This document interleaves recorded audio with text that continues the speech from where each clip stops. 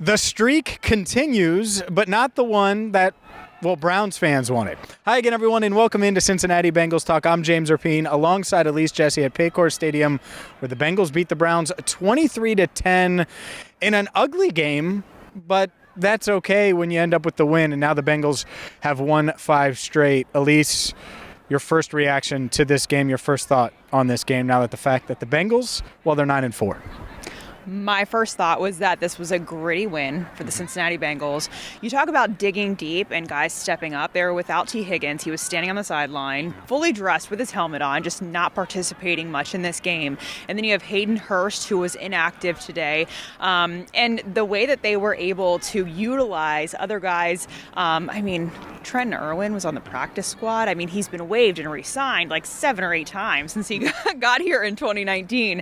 The fact that he was able to make a huge impact. My other takeaway is that DJ Reader is a strong man. You see him, he's massive, right? Yeah. But I didn't realize how much of an impact he could really make against a strong physical back like Nick Chubb. He only averaged 2.4 yards per carry today. Just 34 yards for Nick Chubb. And it's funny you mentioned that. We're going to post a bunch of interviews and probably already have by the time you've seen this. So whether it's Elise or we've got a ton for you here on Cincinnati Bengals Talk. I thought back to 2 years ago, the Bengals lost in 2020 on Thursday Night Football to the Browns. And Chubb and Hunt just ran wild. And Reader was pissed afterwards, just furious on a Zoom call because those were the times we were in. Well, today, 34 yards, 2.4 per carry, and it wasn't just him, it was gang tackling. Logan Wilson making huge plays with 12 tackles, 14 tackles. It was up there, right? 55 was all over. This defense kept it together. Zac Taylor gave them credit. Joe Burrow did, because of the offense, and we'll get to the offense in a second. Struggled early on because of some injuries. The defense picked up slack and really didn't just hold their own. They carried the Bengals early on. The defense played extremely well. Jesse Bates gets that interception in the fourth quarter. And you know what? A play that I really, really liked, I enjoyed watching, was Mike Hilton when Kareem Hunt was trying to jump over him, and it was almost like Mike Hilton was saying, no, I'm going to be the fish to your line. You're not going to do this to me today. And it didn't happen. And I was impressed by how they held the Browns.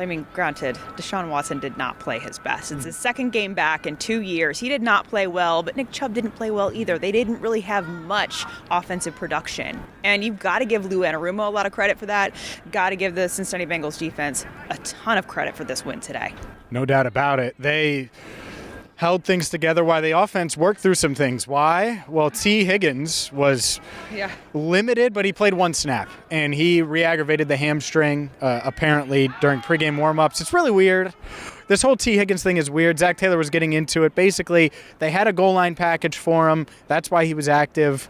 But they didn't want him to open it up, and they wanted to play it safe with that hamstring. So he was basically out, played 1 play, and apparently he snuck, Zac Taylor's words, not mine, onto the field for that play. Tyler Boyd goes out 2 plays into the game with the finger injury. And honestly, I got to tell you, when that happened, T was on the sideline. The offense goes 3 and out very quickly. The Browns start marching down the field. I was like, is this really going to be one of these weird games? Because I got to tell you, my biggest pet peeve maybe of the year, and it's a great job, it's a dream job, all of those things, so I don't have many pet peeves. But answering all these people, Joe Burrow, man, can't get past the Browns, 0-4. The Bengals are 0-5. You know what I hated to answer that all week. So thanks, guys, because I'm glad that we don't have to take this into next season. James, you're not the only one. The players were so annoyed by that conversation. I can't tell you how many of you guys today told me that they were excited to have that conversation come to an end. The whole Joe Burrow can't get past the Browns. The Browns have Joe Burrow's number. That conversation finally comes to a close. They hold Cleveland from being able to get 3 consecutive season sweeps on them. Massively important to get that monkey off their back and keep trekking through the rest of the season, because they have some tough games coming up. They still have the Bills in January and the Ravens. Who are they are battling with for the AFC North crown right now? Yeah, it's a tough schedule. And we talked about how tough the schedule was going into the bye. Well, coming out of the bye, the Bengals haven't lost. It's kind of wild to say. I didn't expect it. I didn't either. But they've won 5 straight for the first time in the Zac Taylor era. The streak continues. They haven't won 5 straight since 2015 until now. And they're in the mix for that 1 seed. DJ Reader talking about it. I talked to some veterans before this game. They're thinking 1 seed. And yeah, the Ravens won today. They hold the tiebreaker. But the Bengals, if they win out, and I'm not saying they will, but they could. 4 games left. Certainly could.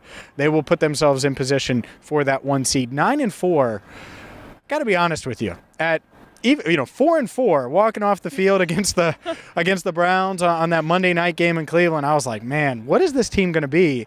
Well, I think we know. They're a really damn good team. And we've gone long enough without talking about Joe Burrow or Jamar Chase. Right, yes, we have. Burrow struggled some early. I thought part of that was probably because of the injuries around him.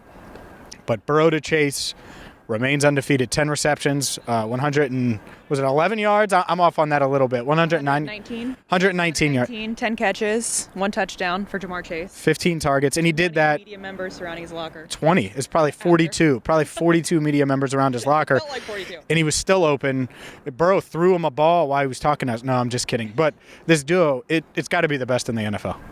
Absolutely, 100%. And the throws that Joe Burrow can make and fit it into those little tight windows, and Jamar Chase's ability to make those catches. I mean, how many times have we been sitting in the press box watching him play, and we've thought, how did Jamar Chase just make that catch? He makes the craziest, most insane catches that I would say, 8 out of 10 receivers wouldn't make. He's just incredible. He is.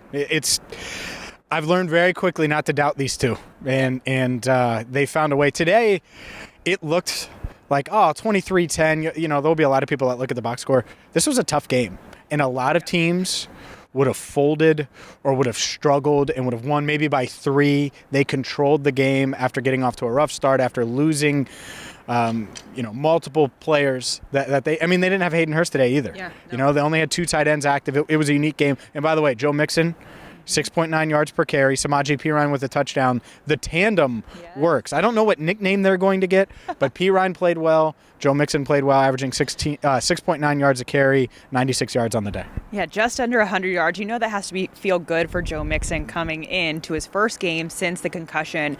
Because when he was out, Samaje Perine was playing so well that there was another conversation that the players get annoyed about. Well, those two get annoyed about surrounding Samaje Perine, and maybe he should be the starter over Joe Mixon.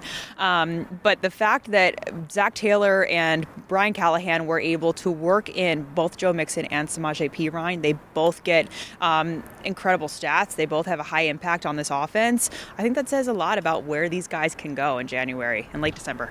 Yeah, we'll see. Next up, it's the Buccaneers. We'll have plenty of coverage, a ton, right here on Cincinnati Bengals Talk. So whether it's Jamar Chase, Joe Burrow, DJ Reader, Jesse Bates, Trenton Irwin, Zac Taylor, Cam Taylor-Britt. Oh my gosh. All the videos are up on CBT. So hit that subscribe button. Ring the bell. At Elise Jesse TV on Twitter, at James Rapien. Bengals victorious. 23-10. Thank you so much for watching here on Cincinnati Bengals Talk.